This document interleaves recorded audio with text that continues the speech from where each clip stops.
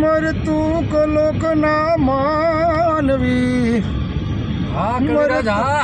મરતું clock ના માનવી માનવપણું એ મટી જાય તો મારા રંક જનની આજીવા ટળી જાય જી તો મારા રંક જનની આજીવા ટળી જાય જી.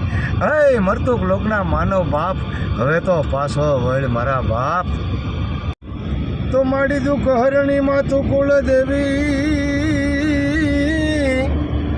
અને કુળની કરની સહાય એ માડી જાહેર જગમાં તું જોગણી.